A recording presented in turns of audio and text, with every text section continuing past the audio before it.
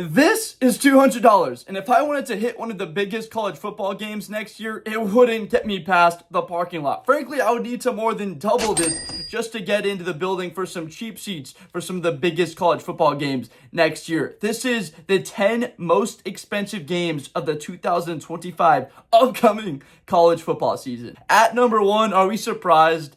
The game, Ohio State at Michigan. Frankly, we'd be surprised if there were not 110,000 plus at this game. The Wolverines' average attendance is about 110,000, and for the biggest arch rival, this one is going to be a full crowd. This is a $443 ticket. You want the cheapest nosebleed in the place in Ann Arbor? $443. It is what it will cost. The Buckeyes have been beat by the Wolverines 4 years in a row. You know they are going to want revenge in this one. Bryce Underwood's likely first start in the game, going up against who will be Ohio State starting quarterback, most likely Julian Sayin in the game. So will the Buckeyes get revenge and get back some strength in this rivalry? We know they had the national championship run that was fueled by this loss to Michigan, but they still have wanted to beat their rival for a very long time now. Number two, in terms of the most expensive game of the college football season, Texas at Georgia. You want to go to this game? It's going to cost at least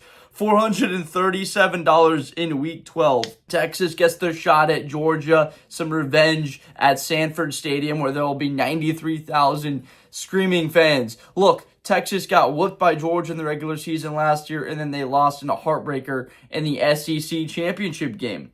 It is one of the most intimidating environments to play a road football game at Georgia. And look, Arch Manning going into there by week 12, he'll have a bit of his wits about him, being able to get the ball to his playmakers. Likely that'll be the likes of CJ Baxter, Davion Wiesner, the running backs, as well as his probably top threat in Ryan Wingo. So week 12, Texas at Georgia, taking on Gunnar Stockton and the Dogs. Let's keep it with Georgia, shall we? Week 3, $423 is what you'll have to cop up if you want to see the Alabama Crimson Tide in week 5. Play the Dogs. This is going to be Deontay Lawson of Alabama, a chance to try and stop Gunnar Stockton's legs. LT Overton on the defensive line side for the Bama Crimson Tide. Caden Proctor at left tackle. How does he shore up in protecting Ty Simpson in this game? On the Georgia offensive side of the ball, well, Gunnar Stockton's going to be throwing the ball to his dynamic playmaker, the transfer from USC, Zachariah Branch, as well as Dylan Bell, and then handing the ball off for the bulk of the carries to Nate Frazier. But again, $423, this place will be absolutely packed. In week 4, let's keep it with some of these teams that are going to be throughout the list. Texas hosting at Darrell K. Royal Memorial Stadium, Texas A&M, week 14, last game of the regular season. This one's going to cost $404 at least to go to, where there will be over 100,000 people showing up. A&M had the chance to get into the SEC championship game, to punch their ticket if they beat Georgia in the SEC championship game to the college football playoff, and they blew it all in that last game of the year at home against the Texas Longhorns. So this is their opportunity where they're going to have their starting quarterback, Marcel Reed, led by head coach Mike Elko, to try and turn the tables on the Longhorns and return the favor potentially on Texas. That A&M schedule is something out of a nightmare.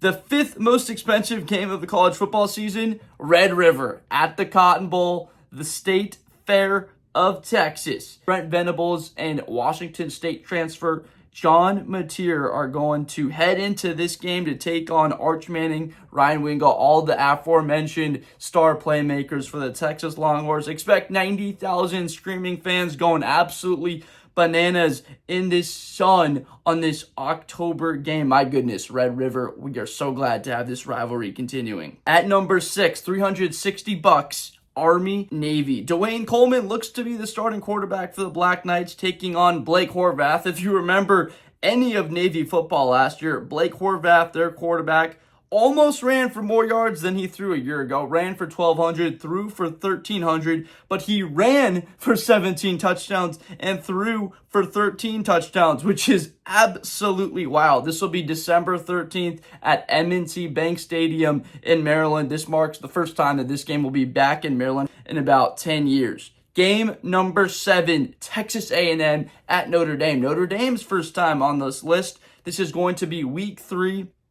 A rematch of last year's week 1 game. $311 is what it'll cost. CJ Carr is going to play host his first time with the starting reins for the Irish. And they feature Jeremiah Love, of course, and on the other side of the ball, probably the best defensive back as a sophomore in the country in Leonard Moore. Again, with that Marcus Freeman-led Irish team, they would love to win this one again. And at number 8, week 1, this one will be on Big Noon Kickoff. You're going to have to pay $310 if you don't want to watch Gus Johnson and Joel Klatt on the call and actually get yourself into the shoe where there will be about 105,000 Ohio State Buckeye faithful for this one. Arch Manning and that entire squad is going to want this one. They got beat by the Ohio State Buckeyes in the college football playoff semifinals last year. Jack Sawyer forces the fumble on Quinn Ewers. People on the Texas side of things are saying, we didn't even want to have to put it in his hands. We could have ran the ball 4 times in a row from the 1-yard line, and that game could have been overtime with a shot to go to the national championship. We know what happens. Jack Sawyer goes 93 yards for the touchdown. Ohio State takes care of business. Caleb Downs with the interception. So this matchup, Jeremiah Smith, again, I mentioned Caleb Downs, Carnell Tate on that Ohio State side. On the Texas side, Colin Simmons, Anthony Hill Jr., Malik Muhammad, Michael Taft. The playmakers are everywhere. The stars are out. This one, you'll be fine if you just stay at home and decide to watch on TV. I will absolutely understand it. At number 9, let's head to Neyland, shall we, for the first time on this list and the only. Georgia at Tennessee, week 3. And this will cost $277. 102,000 fans will pack the rafters. Look, Joey Aguilar takes over for Iamaleava at quarterback. There still is the question marks there because they lost their entire starting receiving corps. Dante Thornton is gone. He went in the 4th round to the Raiders. Brew McCoy graduated. Squirrel Wright transferred to Florida State, so that dynamic receiving core is gone, and they just returned Chris Brazzell at Whiteout, and they're going to be hosting Georgia. This looks to be a very tall task, but again, they catch Georgia early in the season, which could be fortunate for the Vols. This game is earlier in the year. The Whiteout. This game is going to cost $255 at least to go to. You might want to punch your tickets in now because by week 4 and then week 5, when this game actually happens, the Whiteout at Penn State, Oregon at Penn State, Dante Moore and the Oregon Ducks and the reigning Big Ten champions who beat Penn State in last year's Big Ten championship game. I'm saying this because this could be a 1 versus 4, 2 versus 5 type of matchup, most likely by the time week 5 rolls around. Some of them have softer schedules to start the season, and those ticket prices could absolutely start heading a little bit north of the $255 price mark. Look, Penn State returns one of the most veteran teams in the country. Deny Dennis Sutton on the defensive side. Zane Durant running the football. Nick Singleton and Katron Allen form the most dynamic backfield in America. They brought in some wide receiver help in the form of Kyron Hudson. And then Drew Aller, their quarterback, has improved every single year as the starter there. So he has an opportunity at night. This is going to be a night game, of course, for the Whiteout. It's going to be on NBC if you want to end up watching it, NBC/Peacock. If you don't want to go to this game or make the trip out to Pennsylvania. And then on the Oregon side, they had tough news recently. Evan Stewart was announced that he will likely miss the college football season this year. Oregon's Dante Moore is going to have the tall task. If I had to wager, I haven't really given many predictions. I think Penn State wins this game by 2 scores. That environment is probably the toughest in all of college football to play a game in. So Penn State hosting Oregon and that squad that just got shafted a little bit by the college football playoff last year. Here's a couple teams that are honorable mentions, a couple games that just missed the cut. USC at Notre Dame, this rivalry that looks to be going away. Week 8, $246 is what you're going to have to pay to see the Irish host the Trojans and their quarterback, Jordan Mailata. This is going to be one of the teams that is looking to resurge in this upcoming season heading in to play the Irish. There's also Alabama at Auburn, of course, the Iron Bowl.